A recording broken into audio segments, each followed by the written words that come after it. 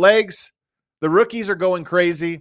Kon Knueppel, we talked about, 19. He's leading all rookies in scoring. And by the way, on FanDuel right now, he is even odds with Cooper Flagg for Rookie of the Year. Cooper Flagg came in an overwhelming favorite. Kon Knueppel right now plus 115, Cooper Flagg plus 115. That tells you more than anything how good he's been out of the gate. Yeah, he's been unbelievable. Look, and look, Dallas has 5 wins. Charlotte's got 4 wins. Dallas is the team you look at and go, yeah, there might be a lot of help coming. AD is going to be coming back. You might get Kyrie back in January, possibly, if not February. There's a lot better days ahead, I think, for Dallas the second half of the year, assuming they don't trade AD, but who knows? I mean, that's possible. But here's the thing, that's going to affect Cooper Flagg in some ways. Like offensively, he's getting all the opportunities in the world right now. I mean, they even go to him late in games. A lot of times they put the ball in his hands and let him go. You know, if those guys do stay and they come back, Kyrie comes back. I mean, you think about like Cooper's numbers will probably be greatly affected as a scorer over the last 2 months of the season, 2-3 months of the season, if that happens. Now they're going to win more games. And so people look at that too. Like, okay, he's on a better team. His numbers are down. Knueppel, even with like LaMelo Ball back, Brandon Miller back, Knueppel to me, because he's doing it so efficiently, yeah, he might not shoot the ball as much when you've got those 2 guys out there, but he shoots it so efficiently, and they might be better looks when those guys play. There's no telling. Like maybe he keeps this going. He averages 20 a game for a really long stretch. He has made the Rookie of the Year conversation, I think, a lot more interesting from his standpoint than I thought it could be. I knew Cooper Flagg would be the favorite. And there's other guys on this list I thought were going to be would be the biggest challengers. It's clear now it's going to be Knueppel if he stays healthy.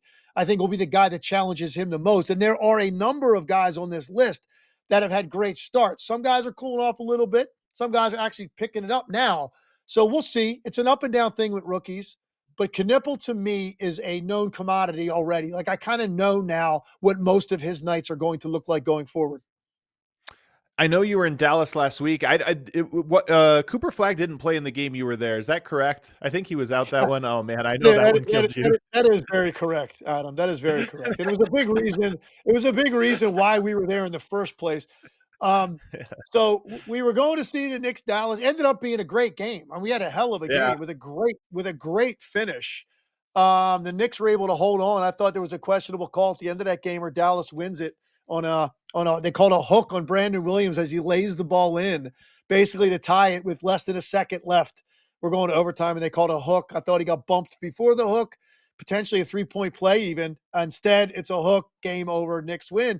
Give Dallas credit, but no, we didn't see Cooper. I've seen him enough to get a pretty good feel for like what he is. I love him. I think he's going to be a can't-miss star.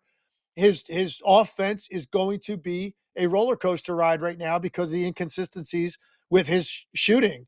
That it's just going to be what it is.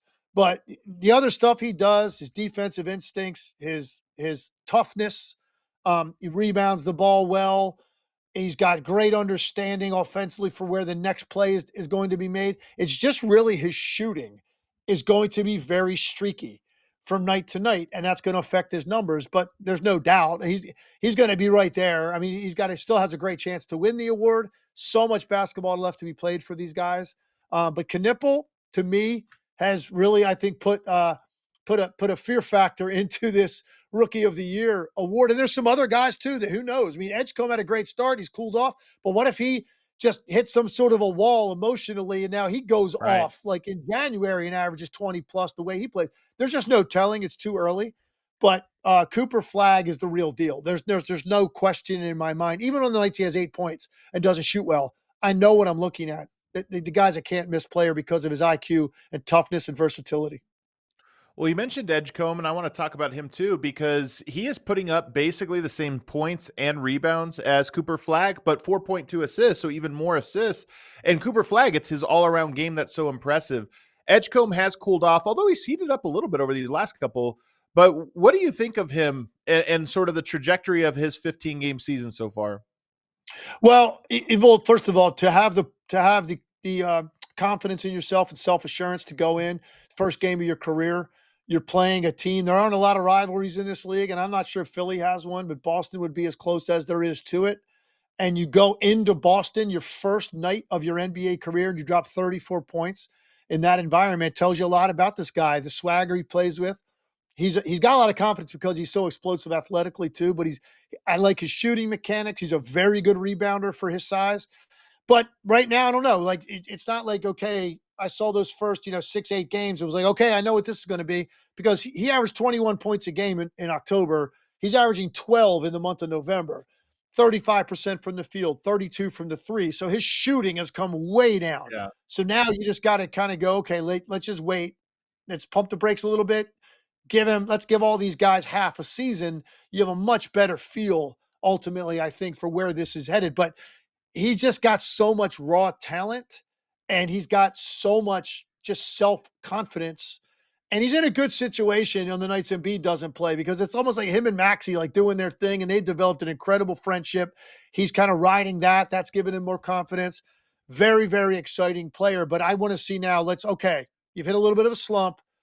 Now, the month of December, let's flip that. Let's see if we can get that back looking closer to what it was in October when you made this splashy sort of debut in the NBA. Next two guys, teammates, I want to talk about Derik Queen, who we did mention a little bit last week, and Jeremiah Fears. Queen, it's really coming on over the last 2 weeks or so. He's been breaking out. His offensive game is just I love it. He's one of my most favorite watches right now in the NBA. Defense, he has some work to do. But Jeremiah Fears is putting up 15 points a game as well, 3.2 rebounds, 2.7 assists. His game, he's so small, and I have a little bit of a thing against small guards. You probably could tell a little bit when we were talking about Colin Sexton as well earlier, where you just have to be so great. He's early in his career. He can shoot. He can score. But I'm still not sure how I feel about Fears. So Queen and Fears over at New Orleans, what do you see from them? Yeah, Queen's one of the most fascinating players in this class, because there's not a shred of explosive like playmaking in him, right? But it's so ABC methodical. But he's got great skill, tremendous touch, great passing ability, awareness. He's just, you wonder, and here's the thing. I mean, Jokic isn't exactly explosive, and look at this guy's career. So I don't know. Right. I don't know. Ultimately, I don't want to limit guys, just because of that. But I do wonder, like, okay, what ultimately will this look like 3-4 years from now? Will it look a lot like it is now, or is there something else there? Like maybe if he becomes a great 3-point shooter or something down the road, and now you're like, wow, this guy, he's just lighting you up every night because he can score from all over. Right now, he just fascinates me because of how simple he makes everything look, and he's not fazed by any of this stuff. The game's not too fast for guys that play at his speed. It's interesting. The game gets too fast for the guys that want to play super fast when they're young. That's when the game's too fast. And they get in the air and they throw a bad turnover, or passes get tipped because they weren't ready to deliver it, or whatever. They, like I said earlier, they drive and they fall down and lose their balance. He's not going to the game's not too fast for him because he's playing at his own pace all the time. Really fascinating, surprisingly good here this early in his career, but I think you got to watch him. And then Fears, I got a comp for Fears. When I watch Fears, the guy that I just am instantly reminded of is Dennis Schroeder. That's who I see. I see Dennis Schroeder in him. Now, and Dennis Schroeder's had a very, very good career. Yeah. So this guy already 15 as a rookie and like looks this good. Maybe his upside's better than Dennis Schroeder's, but I'm just in terms of stylistically, that's who he reminds me of, man. And they got themselves a couple of players here, a couple of really good young players helping to offset some of the disappointment of the season they've had of Zion, being hurt and all the things that seem like they're always dealing with as an organization. At least they got a couple of young pieces they got right in this draft. Well, and they're playing through Queen, which is a big deal. Like that's always where guys really can start to break out, when you say, you know what, you're good enough for us to invest possessions where everybody else, same with Kon Knueppel, we're investing possessions and you leading the charge. Here's my question with Derik Queen. I just can foresee, like, he's so young and he's so skilled. I could foresee him being a one-on-one scoring threat against anybody, 3-4 years from now, the type of guy that you feel comfortable giving him a one-on-one against any defender in the league. And he passes well enough that you're not worried about, okay, the offense is going to get bogged down. Like, he's going to make plays off of that. The game is complex. the defensive side is complex in today's NBA. There's a lot of different coverages. There's a lot of different stuff. I wonder and this is a weird thing. Big men, in my experience, like just watching the NBA, there's a lot of big men that are maybe a little less focused than other players. And maybe it's because they were always tall and they had an entryway to being on the court or whatever. He stole the ball. I don't know if you saw this the other day at the game. They're down like 17 points, dribbling the ball out, and he goes and steals it and goes for a dunk, which is just like one of those unwritten rules nobody does. He's on Twitter a lot. He's doing some stuff, and there's nothing wrong with it. But I do wonder sometimes, I'm like, oh no, is he like a Dwight Howard personality? Is he one of these guys that's kind of a goofball? Does that matter? Or is it just like, hey man, every personality type, Shaq was a goofball. Look what he did. No, it matters. It does matter. I don't think you can kind of write that final chapter on his personality profile right yet, but it does matter. Yeah, absolutely. And I think at some point, what that has to translate into at some point, and right now they're not in an environment where this matters, is killer instinct and toughness. Because the one thing about Shaq, Shaq was goofy. Shaq would jump on the court and do the worm, right, at shoot around. And like people were like, like breakdancing, like he'd come out with the Jabberwockies at the All-Star game. Like Shaq is one of the most entertaining, athletic figures we've seen. But guess what? When the lights came on at 7:30, ball went up in the air, Shaq was out there to absolutely eat you alive, destroy you. Like his killer instinct was tough. So it's too early to tell because Queen's not in an environment where that's going to matter a whole lot right now. And he's known nothing to this point but instability, right? As an NBA player. So we'll give him time, but I think it matters to your point. And I don't know enough about that to know what his personality profile is. All I know is that like he doesn't seem I'm watching him play sometimes, Adam, and it's like he can do things offensively and you feel like he's yawning. Like he's almost yawning while he's doing it. Like this is kind of boring. Like I can kind of do what I want. And like, so but it might we'll just see. be his energy, like it might not be a negative thing, but we don't know. I will say this because I don't think this is going to change because of some physical, just explosive limitations. I don't know that he's never going to be like a big time defender at that spot. It's going to be very difficult for him in this game, the way it's played, the way it's spaced, the pace of the game, the ground you have to cover, those bigs that become like outstanding defenders too, you need a little bit more. You need a little bit more there explosively, but he might be a really, really good offensive player in this league for a really long time. And one thing we don't know about a lot of these guys we're talking about, how long will it take them to be on a good team? Because that is when you really will start to judge these guys. Their contributions to teams that are playing for something, because it's a lot different running onto the court every night when you're playing for a 4-13 team and you've got the green light to do what you want. You're playing 30 plus minutes.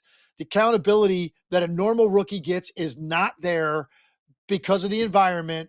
That's a totally different situation than also putting up numbers on a team that's playing for something when there's expectations, scrutiny. The press is going to be covering you differently. The fans are reacting differently. The moments are bigger. All the teammates are demanding more from you. Who knows? I mean, some of these guys, it might take years if they stay where they're at. You just don't know how long it's going to take before they're playing games that matter. And then we judge them totally differently. Another guy that stands out to me, Cedric Coward, 14 points a game, 6 rebounds, 3 assists, but he's shooting really well, 39% on his shots. He just looks like a veteran. He's a veteran rookie when I watch him play. He's got a beautiful stroke, and he knows how to find open spots. He knows how to play. He just understands his openings and how to take advantage of moments for himself. He has been a nice find. Has surprised me that he's kind of looks this good this fast. Rayn Kalkbrenner is another one. He didn't play last night, and I'm bummed about it. Rolled an ankle, 9.4 points per game, 7 rebounds, 2 blocks per game. I think he's third in the NBA in blocks. 7'2", 80% effective field goal percentage. This guy doesn't miss. He knows his shots. He has great touch around the rim. It's the rare combination of 7'2", can protect the rim, and then just knows what his shots are and is always going to be efficient. He has been maybe the steal of the draft so far, but he's been phenomenal as well. Yeah, and I think he opened eyes actually this summer out in Vegas. Right off the bat, and you don't know like who's going to who's going to look a little bit jittery or shaky, or like even Knueppel's first game. You had no idea if you saw Kon Knueppel in his first game in Vegas Summer League, and now look at him over the last 10 games. You wouldn't have put those two things together in this shorter period of time. So Kalkbrenner, but he looked good early, like right away in Vegas. He looked like somebody that you're like, man, he's just so damn big. He's so active. He has really good awareness defensively to get there in time to make plays at the rim. And like you said, he finishes everything he gets his hands on. So again, nice find by Charlotte. They found another player. Last guy I have on my list, and I'll ask you if you have any other guys. I've liked Nique Clifford. Some of this is Denver has played Sacramento 3 times, but I've liked what I've seen from him. More of a role player, but he's a guy to me that looks like he's going to be a guy that every team would want. Plays defense, has length. I'm gonna go with another 2 more guys I want to talk about you haven't mentioned. And one of them, I got another comp. I didn't have a lot of comps for this list because sometimes I think it's overrated to use a comp. I thought the Schroeder one with Fears was right on. Collin Murray-Boyles in Toronto. And I know you really like him. You mentioned him early on. He reminds me the way he's built, the way he plays, and his absolute easy, functional grown man strength. It's Ron Artest. It's Meta World Peace, man. Wow. I know he's left-handed. He's left-handed. He comes at you differently, but watch when he drives how easily he displaces the defender that's sliding with him that's going to try to make a play on him with just the slightest bump. How much guys move backwards. He's got wide shoulders. He's really strong, got a strong body. And the way he finishes against people contesting his shot by just getting his shoulder into their sternum and just making guys move back so you can get to that left hand and finish. That's kind of who he reminds me of early. And they've been one of the stories of the league, the start they've had, and he's been a big part of it.